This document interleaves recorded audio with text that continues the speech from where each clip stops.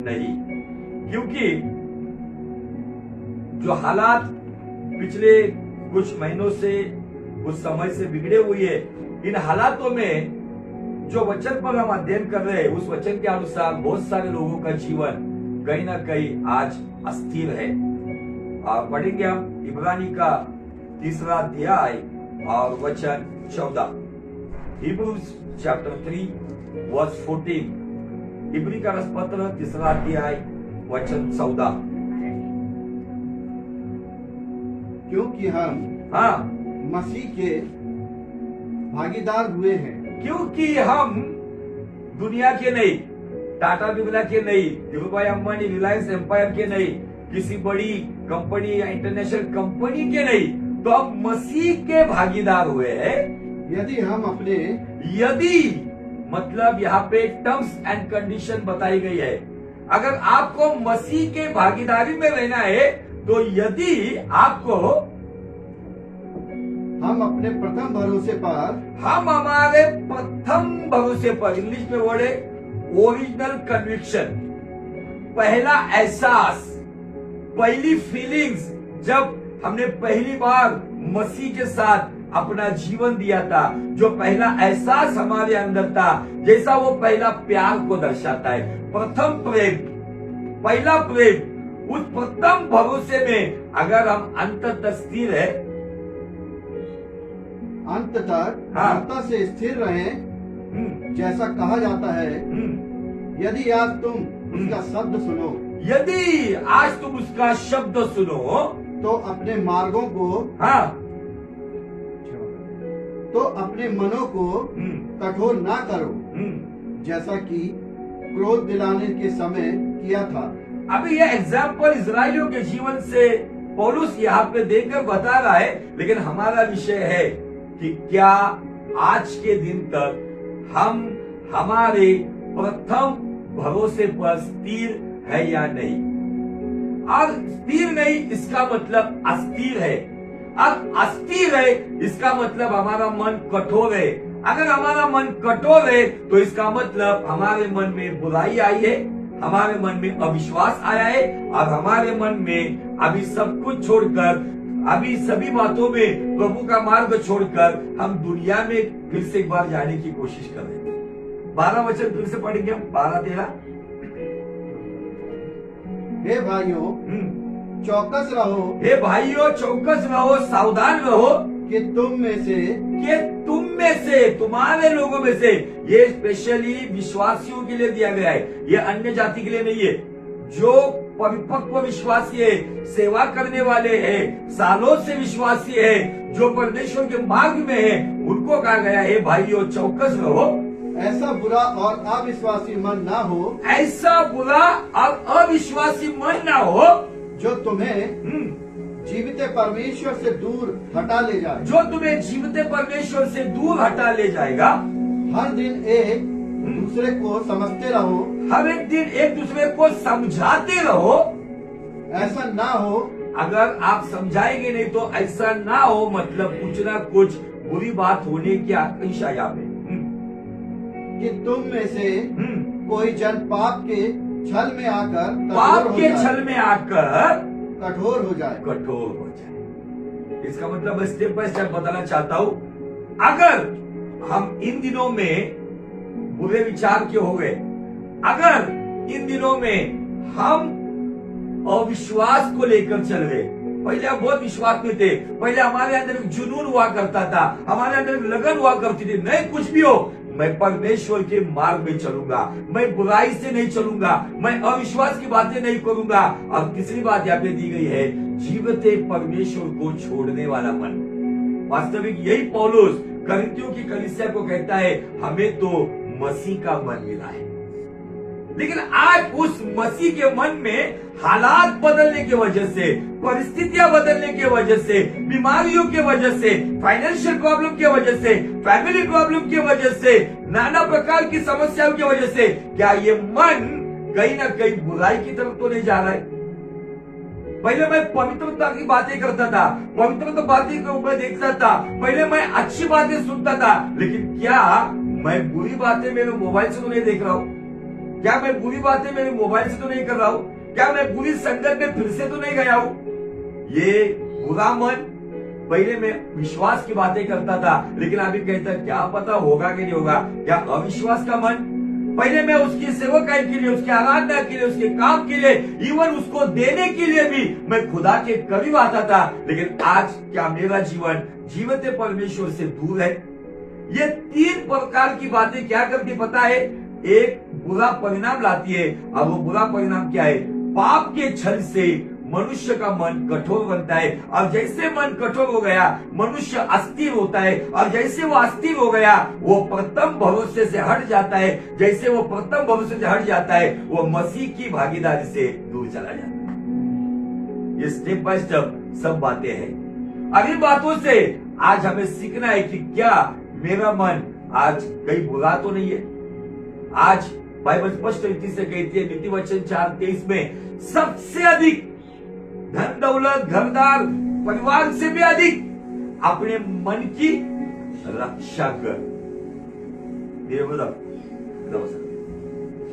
सबसे अधिक मन की रक्षा कर। क्यों रक्षा कर? क्यों कहा गया है? क्योंकि उसी के भीतर जीवन का मूल स्रोत है।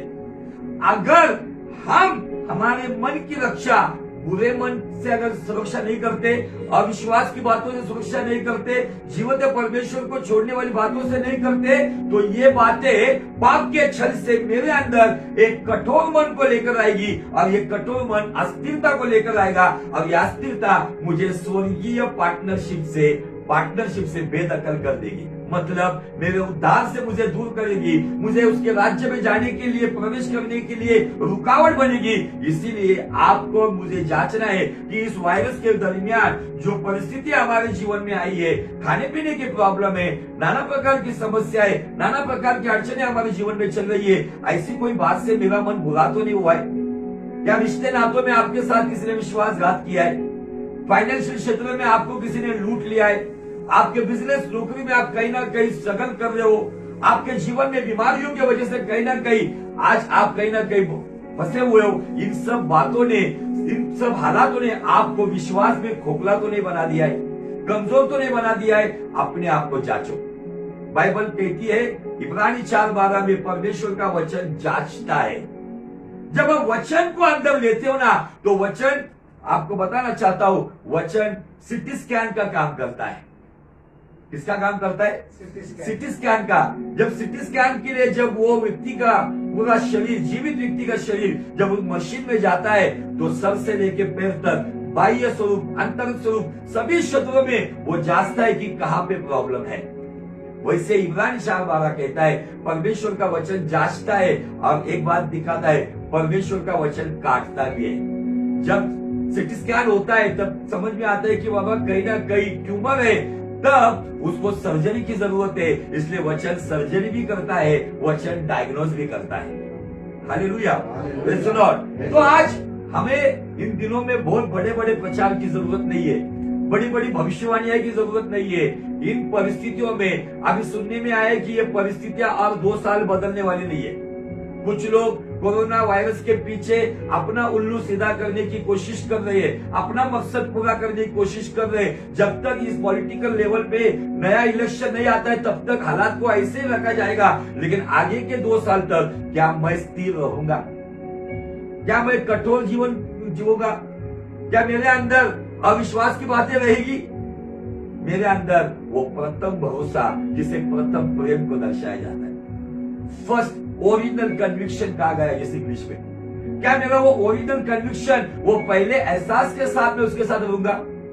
शादी के पहले दिन बहुत आनंद होता है, लेकिन क्या कुछ साल के बाद क्या हम उसी फर्स्ट कन्विक्शन, ओरिजिनल कन्विक्शन में हम है क्या?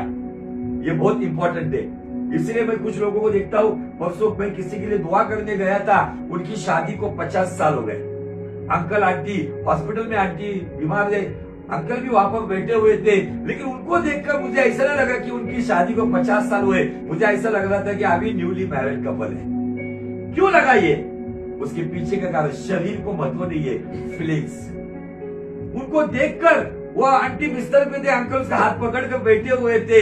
वो कह रहे थे कि आज आप हमारी बीमारी के लिए दुआ करने के लिए आए, लेकिन एक दुआ वो भी करो, आज हमारी 50वीं शादी की सालगिरह है, हम 50 साल के भी नहीं है, लेकिन परमेश्वर ने इतना ब्लेस किया कि 50वीं सालगिरह, जिसको कौन सी एनिवर्सरी कहते, गोल्डन जुबली एनिवर्सरी, लेकिन उनको देखकर ऐसा नहीं लग रहा था, भले शरीर से, उनकी स्किन से, उनकी झुर्रियों से उनकी उम्र का पता चल रहा था, लेकिन उनके रिलेशन में वही ताजगी लग रही थी। आज सवाल मेरा यह है, क्या खुदा के साथ आपका रिलेशन वही फ्रेशनेस में है क्या, वही ताजगी में है क्या, वो ओरिजिनल कन्विक्शन, वो प्रथम भरोसा, वो पहला प्रेम हमारे अंदर अभी भी जागरूक है, या समस्याओं की वजह से मैं अविश्वास की बातें कर रहा हूँ, चिंताओं की वजह से मेरे मन में बुरे ख्याल आ रहे, नाना प्रकार की बीमारी की वजह से क्या मेरे अंदर जीवित परमेश्वर को छोड़ देने के ख्याल आ रहे क्या।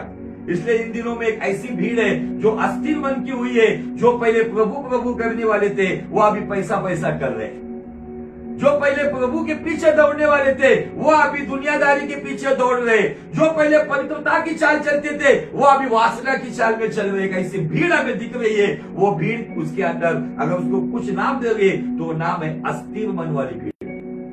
दाऊद के साथ जब वो पाप हुआ, जब बत्शबे के साथ उसने वो कुकर्म किया, परमेश्वर के पास उसने क्या मांगा, पढ़ेंगे उस वचन को, भजन संहिता 51:10 में क्या कहता है दाऊद ने क्या खोया था, अब दाऊद क्या मांग रहा था परमेश्वर के पास। आइए उस वचन को सुनिए, भजन 51:10, जल्दी जल्दी पढ़ेंगे, मराठी हिंदी जो भी जल्दी मेरा वो पढ़ सकते हो। हे परमेश्वर, मेरे अंदर अशुद्ध मन उत्पन्न, नहीं शुद्ध मन, हाँ मेरे अंदर शुद्ध मन उत्पन्न कर। मन की बात कर रहे हो, कौन सा मन चाहिए, शुद्ध मन उत्पन्न कर, और मेरे भीतर स्थिर आत्मा नए सिरे से उत्पन्न।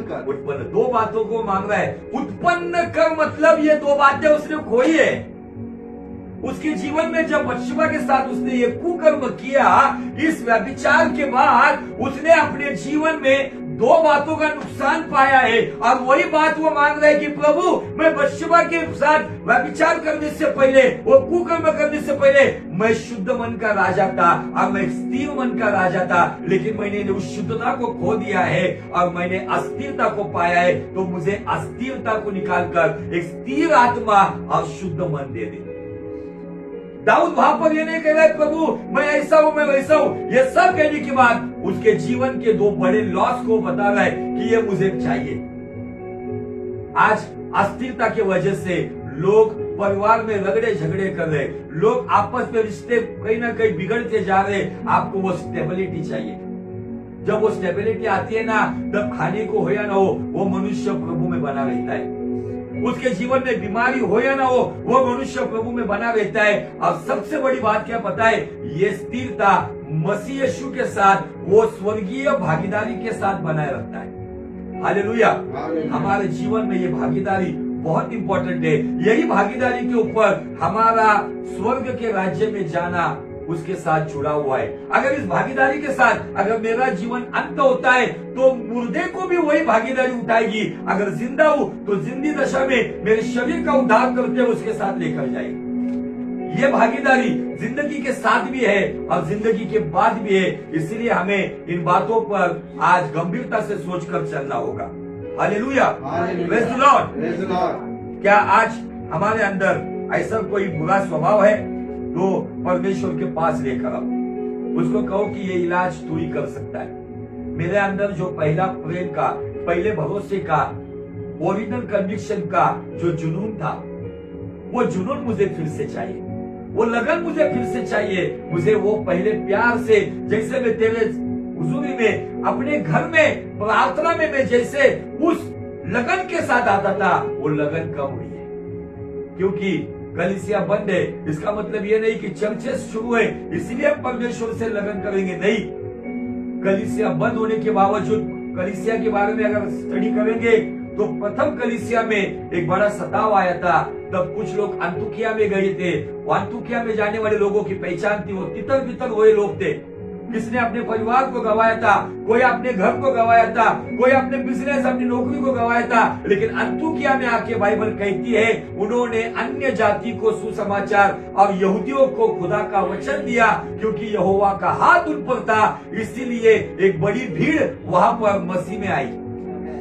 क्यों वहां पे एक बड़ी भीड़ आई? वो कह सकते थे ना, यरूशलेम में हम पर सताव आया, हम हमारा मुल्क छोड़कर भाग कर आए, हमारे परिवार के लोग हमारे सामने मारे गए, हम क्यों करें सेवकाई? बाइबल कहती है यरूशलेम से भागकर वो अंतुकिया में आए, इसीलिए बाइबल ये वहां पर रिकॉर्ड करती है अंतुकिया में चेले को फर्स्ट टाइम मसीही नाम मिला। पेंटिकोस्ट के दिन मसीह नाम नहीं मिला। सुंदर नाम के दरवाजे के पास लंगड़ा चला तो मसीह नाम नहीं मिला। एक दिन में 5000 लोगों ने बपतिस्मा लिया, 3000 लोगों ने बपतिस्मा लिया, इसलिए मसीह नाम नहीं मिला। सताव के बाद जो अस्थिरता आई थी, जो प्रॉब्लम आए थे, उन प्रॉब्लम में भी यरूशलेम के लोग अंतुकिया में जाकर मसीह का नाम ऊंचा उठाते, क्योंकि वो स्थिर थे, स्वर्गीय राज्य के भागीदार थे। इसलिए एक बड़ी भीड़ वहां पे मसीह में आई और वहां पे फर्स्ट टाइम मसीहों को वहां पे मसीह नाम दिया गया। हालेलुया, प्रेज़ द लॉर्ड, बोलो यीशु मसीह की जय जय जय। अब हमने पिछले सप्ताह में देखा कि किस तरीके से पतरस के जीवन में हमने देखा कि किस परिस्थिति में 2 बार पुनरुत्थान के बाद, आफ्टर रेजरेक्शन के बाद, दर्शन होने के बाद भी जिस पतरस को यह भविष्यवाणी दी गई थी कि तू इंसान पकड़ने वाला बनेगा, वो पतरस जिसके लिए यीशु मसीह ने कहा था पतरस कहलाने वाली चट्टान पर मैं मेरी कलीसिया को स्थापित करूंगा, जिसके सामने अधोलोक के फाटक का कुछ काम नहीं चलेगा, वो पतरस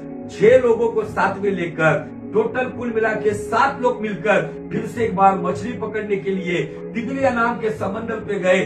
जब यीशु ने 2 बार दर्शन दिया था। इसलिए ये दर्शन पाने वाले लोगों से मैं इंप्रेस नहीं होता हूं। मुझे पता है बाइबल में जो कलीसिया का पहला पास्टर था उसने 2 बार दर्शन देखा, फिर भी बैकस्लाइड हुआ। Hallelujah, praise the Lord. लेकिन तीसरी बार बाइबल कहती है यूहन्ना रचित सुसमाचार 21:14 में यीशु मसीह ने उन्हें तीसरी बार दर्शन दिया और उनको फिर से एक बार तैयार किया। आज आपको दर्शन दे रहा है वचन के द्वारा। क्या आप भी हम संसार में तो नहीं चले गए पतरस के जैसे बुरे मन वाले, अविश्वास में भर के जीवित परमेश्वर को 2 बार दर्शन पाने के बाद भी उसको छोड़ के फिर से जाल लेके मछली पकड़ने वाले? फिर भी तीसरी बार आज के दिन वो कहता है मेरे बच्चे मेरे पास आओ। जो कोई उसके पास आता है वो कहता है मैं उसको फिर से भेजता नहीं हूं। शायद हम वो लोग बन गए रहेंगे, वो जाल का मतलब आ जाता है संसार। क्या आज हम उस जाल में तो आज फंसते नहीं जा रहे?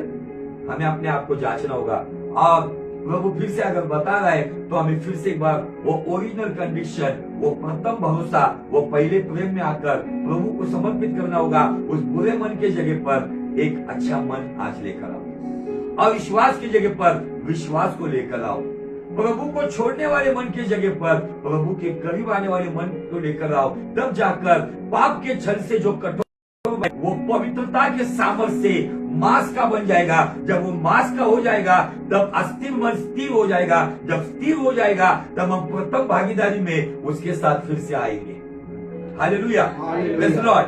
यहाँ पे कोई पहाड़ों पे चढ़ने की बात नहीं है, कोई आपको शारीरिक तकलीफ देने वाली बात नहीं है। यहाँ पे स्टेप बाय स्टेप अपने आप को जांचना है। जब आप जांचोगे तो मुझे निश्चित विश्वास है परमेश्वर ऐसा पार्टनर है, जब उसका पार्टनर उड़ाऊ पुत्र के जैसे लौट कर आता है ना तो उसकी बुरी दशा में भी उसको गले लगाता है। हालेलुया, आमीन। आज उस फाटक के पास आना होगा जहां पर हमने बुरे मन से, अविश्वासी मन से जीवित परमेश्वर को छोड़ दिया। इसलिए प्रकाशित वाक्य में इफिसियों की कलीसिया को वो दूत कहता है याद कर तू कहां से गिरा, लौट आ और अपने मन को फिरा, उस पहले प्रेम को उजागर कर। जब उस पहले प्रेम को उजागर करेगा तब मैं भी तेरे पास तेरे करीब आऊंगा। हालेलुया। पतरस के इस जीवन को देखते हुए आज फिर से एक बार हम पुराने नियम में जाएंगे। उसके लिए हम पढ़ेंगे भजन संहिता 106। फिर से एक बार उन्हीं वचनों से शुरुआत करेंगे। भजन संहिता 106 वचन 6 से लेके आगे, जो वचन ऑलरेडी हमने पढ़े थे, फिर से इन्हीं वचनों को लेकर कुछ लोगों का जीवन आज हम देखेंगे। हमने तो अपने पुरखाओं के समान पाप किया है। पाप किया है, हमने कुटिलता की, हमने दुष्टता की है। हमने कुटिलता की, हमने दुष्टता की है। मिस्र में हमारे पुरखाओं ने मिस्र में हमारे पूर्वजों ने तेरे आश्चर्य कर्मों पर मन नहीं लगाया, तेरे आश्चर्य कर्मों पर मन नहीं लगाया, न तेरी अपार करुणा को स्मरण रखा। अपार करुणा को स्मरण रखा। ये कौन से मन के बारे में बताया जा रहा है? ये बुरे मन में ये बात आती है। हम कभी कभी उसकी पिछली अपार कृपा होती है ना, जिसमें वो हमें बचाता है, जिसमें वो हमें संभालता है, जिसमें हमारी वो सुधि रखता है, जिसमें हमारी वो सहायता करता है, उस अपार करुणा को हम भूल जाते हैं। आगे उन्होंने समुद्र के किनारे गौर से अर्थात सुनो, वचन की ओर ध्यान लगाओ। उसने समुद्र के किनारे, अर्थात लाल समुद्र के किनारे हाँ, बलवा किया, बलवा किया, विद्रोह किया, बगावत की, तो भी उसने अपने नाम के निर्वेश तो भी इन बगावती लोगों के लिए अपने नाम के खातिर उनका उद्धार किया, उनका उद्धार किया, जिससे वह अपने पराक्रम को प्रकट करे। जिससे कि वो अपने पराक्रम को प्रकट करे। तब उसने लाल समुद्र को घुड़का उसने लाल समुद्र को घुड़का, उसको धमकाया और वह सूख गया, और वो सूख गया बीचों बीच। और वह उन्हें गहरे जल के बीच से मानो जंगल में से निकाल ले गया। आमीन। आगे उसने उन्हें बैरी के हाथ से उबारा हाँ, और शत्रु के हाथ से छुड़ा लिया, और उसके शत्रु जल में डूब गए। उसने उनमें से एक भी ना बचा। एक भी ना बचा, सारा फिरौन की सेना खत्म हुई उसमें। तब उन्होंने उसके वचनों का विश्वास किया, तो उसने उसके वचनों का विश्वास किया। कब? चमत्कार को नमस्कार।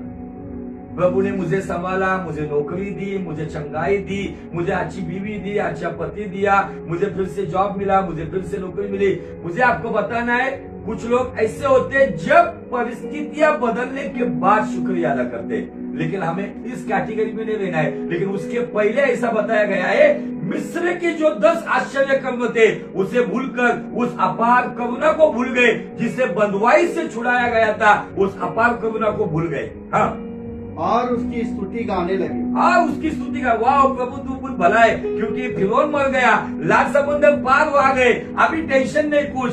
और जैसे वापस आए आगे, परंतु वह झट उसके कामों को भूल गए। झट उसके कामों को भूल गए। कुछ लोग होते, पिछले सब काम परमेश्वर जो करता है अच्छे, उसको भूल, अभी क्या होगा प्रभु, ये कैसा होगा? ये बुरा मन, ये अविश्वास का मन, ये प्रभु को छोड़ने वाला मन। आगे, और उसकी युक्ति के लिए हाँ, ना ठहरे। हाँ, उसकी युक्ति के लिए मतलब उसके आने वाले आगे के कामों के लिए ना ठहरे।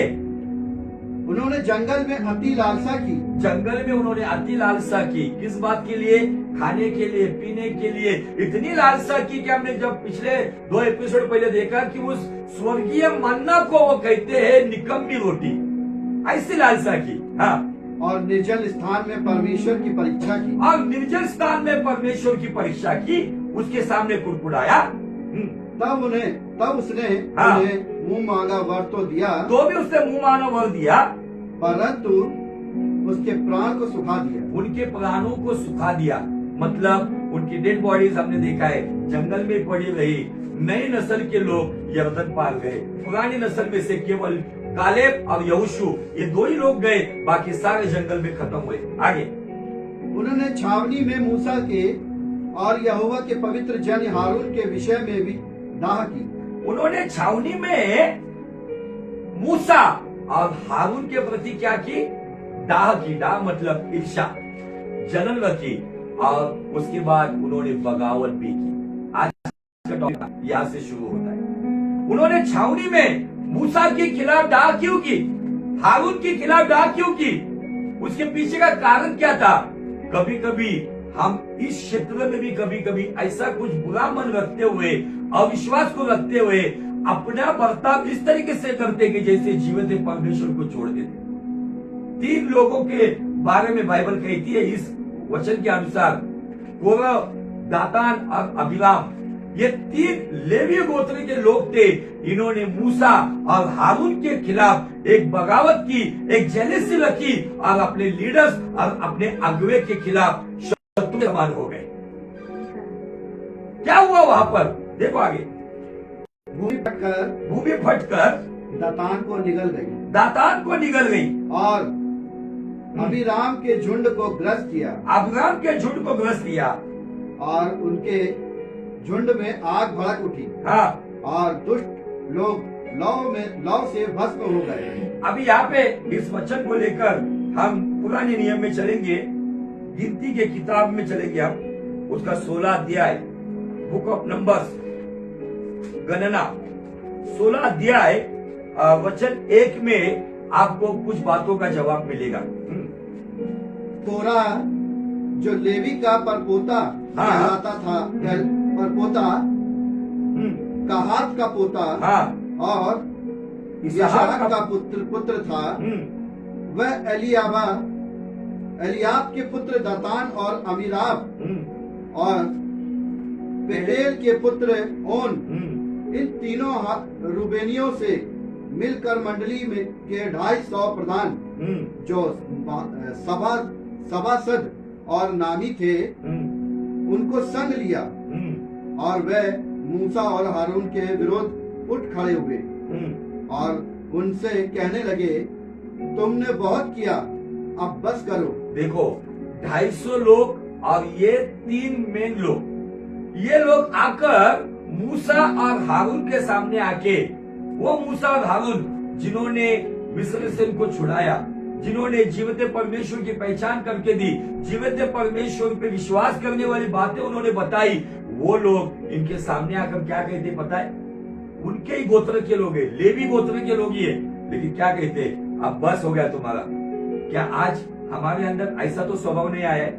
हम किसी के खिलाफ बस हो गया तेरा भी। पहले हम किसी का सुनते थे, आदर देते थे।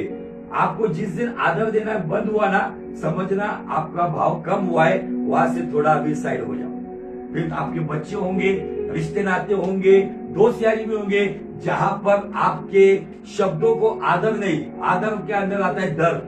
डर को मराठी में कहा जाता है कीमत। जब अपने शब्दों को कीमत नहीं, आपको इज्जत नहीं, आपको उसी वक्त समझना है कि इसके अंदर वो बुरा मन, अविश्वास का मन, जीवते परमेश्वर से दूर जाने वाला मन, पाप के छल से कठोर होने वाला मन, अस्थिर मन पैदा हुआ है। ये व्यक्ति प्रभु से है, उसको समझाओ, नहीं समझता है, आप केवल पानी भरो, दाखरस बनाने की कोशिश मत करो। आगे, क्योंकि सारी मंडली का एक एक मनुष्य पवित्र है। वो कहते हैं तुम कौन लखन गए हो?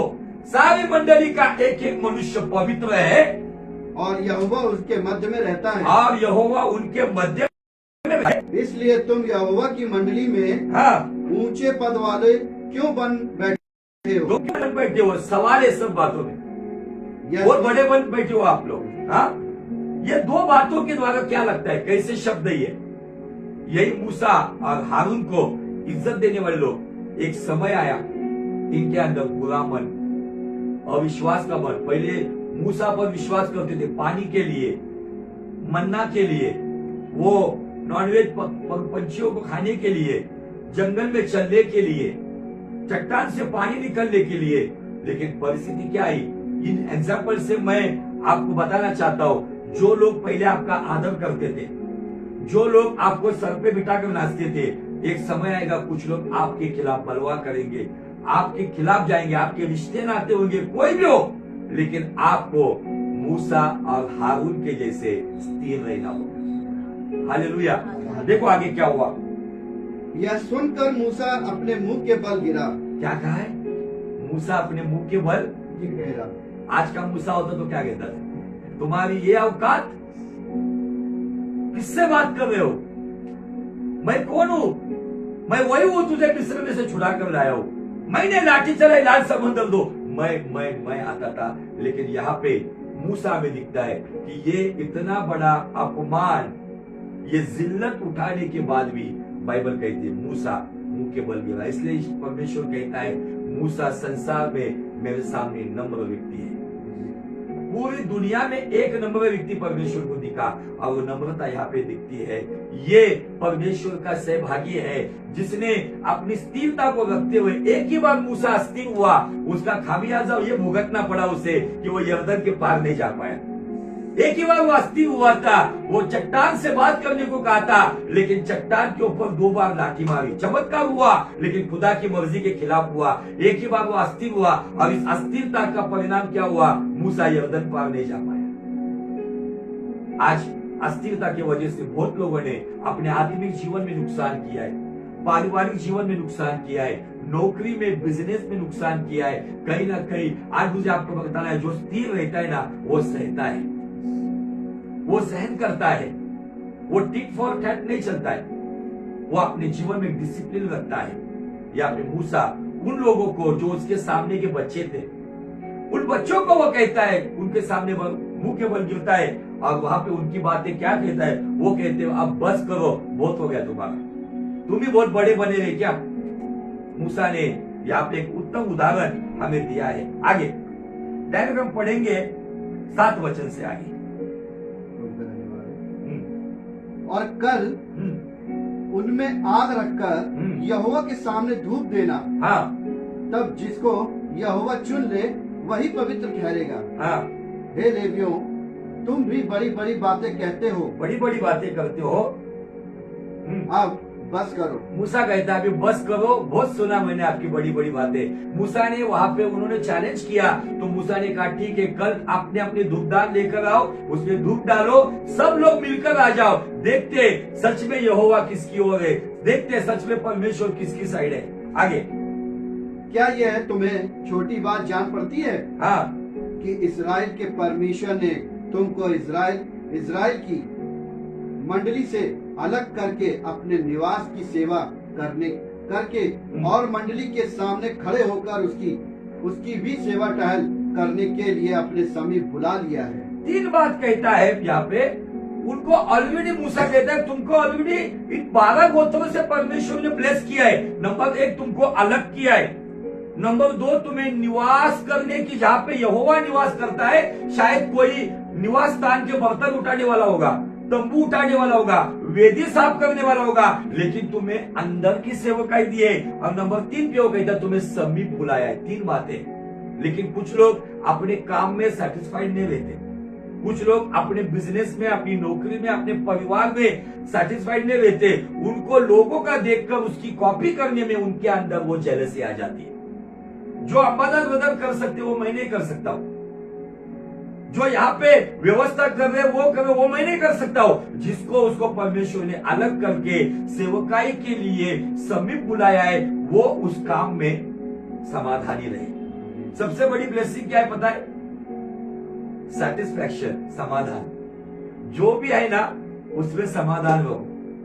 इब्रानी 13:5 पे ऐसा दिया है, तुम्हारे पास जितना है उतने में समाधानी रहो, तब मैं कहता हूं ना मैं तुझे छोड़ूंगा ना मैं तुझे त्यागूंगा।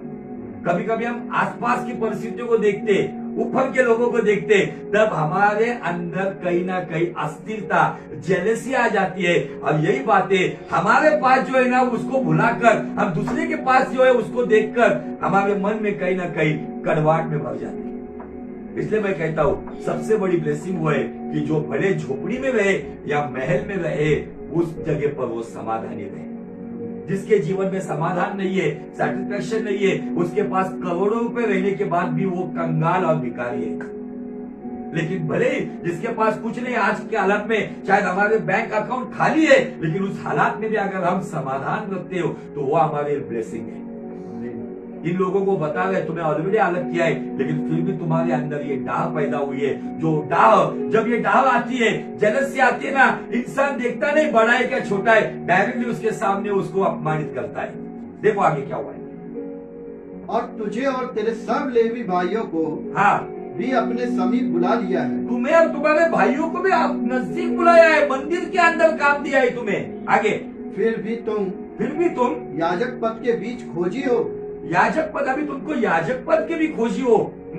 और इसी कारण तूने अपनी सारी मंडली को यहोवा के विरुद्ध इकट्ठी किया है। हाँ, हारून कौन है कि तुम उस पर बुड़बुड़ाते हो? एक्चुअली मूसा यहाँ पे थोड़ा सा अदब के साथ, डिसिप्लिन के साथ हक की बात बता रहा है। तुम क्यों बुड़बुड़ाते हो? हारून को परमेश्वर ने नियुक्त किया, मैंने नहीं किया है। अरे मैं तो यहाँ आने वाला भी नहीं था मिस्र में, परमेश्वर ने हारून को मेरी जुबान बनाकर भेजा, इसलिए तो मैं फिरौन के सामने जाया करता था। अब तुम कहते हो हारून कौन लगकर गया। ये सब होने के बाद मूसा फिर से शांत होता है, एक उनको और एक सुझाव देता है। देखो, जब बुरा मन आता है, जब अविश्वास आता है, जीवंत परमेश्वर से मनुष्य दूर जाता है, तब उसकी भाषा शैली कैसी होती है। देखो आगे क्या लिखा है। फिर मूसा ने हाँ एलियाब के पुत्र दातान और अबीराम को बुलवा भेजा हाँ और उन्हें कहा, हम तेरे पास नहीं आएंगे। क्या कहता है वो लोग, उनको बुलावा भेजा पर्सनल, जैसे नहीं क्या यूनियन जब सब मिलकर वहां पे किसी कंपनी के खिलाफ वो खड़े हो जाते, विद्रोह करते, तब क्या किया जाता है, यूनियन लीडर को जनरल मैनेजर बुला के सेटलमेंट के लिए बुलाते। यहाँ पे सेटलमेंट के लिए लीडर को बुलाया है। लीडर क्या कहता है, हम तेरे पास नहीं आएंगे। ये बुरा मन आज हम कहीं ना कहीं अपने आप को बदलने के लिए तैयार नहीं है। माँ बाप आपको बुला रहे, जाओ सेटलमेंट करो। बच्चे माँ बाप को बुला रहे, जाओ सेटलमेंट करो। रिश्ते नाते आपको बुला रहे, जाओ सेटलमेंट करो। एक दूसरे को क्षमा करो, एक दूसरे की माफी मांगो, तब जाकर बाइबल कहती है आप चंगे होगे। मराठी में हे वचन वाचा होय, काय मस्त वचन आहे, 12 वचन। मोशेने अलियाबादचे मुलगे दातान अबीराम यांना बोलवणे पाठविले, हाँ, पण ते म्हणाले, आम्ही येत नाही। हम आएंगे नहीं, हम येत नहीं। कैसी लैंग्वेज है ये, क्यों आई है ऐसी लैंग्वेज। साइलेंट करो, ऐसी लैंग्वेज क्यों इस्तेमाल की गई। ये एक ही दिन में ऐसा तैयार नहीं हुआ काम। आपको बताना चाहता हूं, जब बुरा मन आता है तब अविश्वास आता है। अविश्वास आता है, जीवित परमेश्वर से दूर, मतलब जीवित परमेश्वर की इबादत करने वाले लोगों की इज्जत नहीं रहती है। पाप के छल से उसका मन कठोर बन जाता है, वो व्यक्ति अस्थिर बन जाता है, फिर वो व्यक्ति किसी की इज्जत नहीं करता। ये आज परिवारों में हो रहा है। कुछ माँ बाप कहते हैं बच्चे हमारे लिए कुछ इज्जत नहीं करते, हमारे शब्दों को कीमत नहीं देते, हमने उनके लिए इतना सैक्रिफाइस किया है, लेकिन आज उसका सिला हमको बुराई से मिल रहा है। क्यों? आज कहीं ना कहीं ये बातें बलवाई करने वाली आत्मा की बड़ी तादाद में आज मनुष्य के अंदर काम कर रही है। आज उस बलवाई में मैं तो नहीं हूं, आज वो हमें देखना होगा। आज इन दिनों में ऐसा कोई स्पिरिट मेरे अंदर काम तो नहीं कर रहा है। इन लोगों ने 6 ऐसे शब्द यूज किए, उसमें से ये तीसरा शब्द था। पहला शब्द था अब बस करो, दूसरा शब्द था क्या तुम्हें बहुत बड़े बनकर बैठे हो क्या, तीसरा शब्द है हम तेरे पास नहीं आएंगे, चौथा शब्द में वो कहते हैं क्या तुम हमारे ऊपर अधिकार जताते हो, पांचवा शब्द है वो कहते हैं कि तू लोगों के आंखों में धूल डाल रहा है, और छठा शब्द वो कहते हैं हम तेरे पास बिल्कुल भी नहीं आएंगे। आज यहाँ पे मंडली और मंडली का एक लीडर है, लेकिन आज वो मंडली और हमारा लीडर यीशु मसीह, क्या आज वो हमको वचन के द्वारा बुला रहा है, संदेशों के द्वारा बुला रहा है, लेकिन आज हम कहीं पर हठीली स्वभाव के तो नहीं हुए। हमने अपने आप को कठोर तो नहीं किया, इसलिए जो हमने इब्रानी 3:15 में किया है, आज के दिन अगर आप उसकी वाणी सुनोगे तो अपने मन को कठोर मत करना, अपने मन को मुलायम करना। आप कहो हाँ प्रभु मैं ऐसा हूं, मुझे बदलना है, मेरे अंदर बदलाव चाहिए, क्योंकि मुझे वो भागीदारी चाहिए। आज लोग इंसान के मुंह के सामने जीने वाला जीवन जी रहे। इंसान के सामने आप कितनी भी एक्टिंग करो, मैं बहुत आत्मिक हूं, उसकी एक्टिंग मैं कर सकता हूं, लेकिन मैं क्या हूं ना वो खुदा जानता है। इंसान के सामने जीने वाले मत बनो। इंसान आपको आज दोष देगा, कल आपको ऊंचा उठाएगा, कल ऊंचा उठाएगा फिर दोष देगा, लेकिन उसके सामने जीवन जियो। भले इंसान कुछ भी कहो, लेकिन मेरे को उसके नजरों में एक अच्छा जीवन जीना है। वो मुझे देखता है, उसकी आंखें मेरी ओर निहारती है, मुझे उसके सामने एक ठीक ठाक जीवन जीना है। फिर मैं कैसे सेवकाई करता हूँ, मैं कैसे परिवार चलाता हूँ, मैं कैसे बिजनेस करता हूँ, मैं कैसी नौकरी करता हूँ, मैं कैसे बर्ताव करता हूँ, इन सारी बातों पर वो ध्यान देकर देगा। Hallelujah, praise the Lord. इस टॉपिक को हम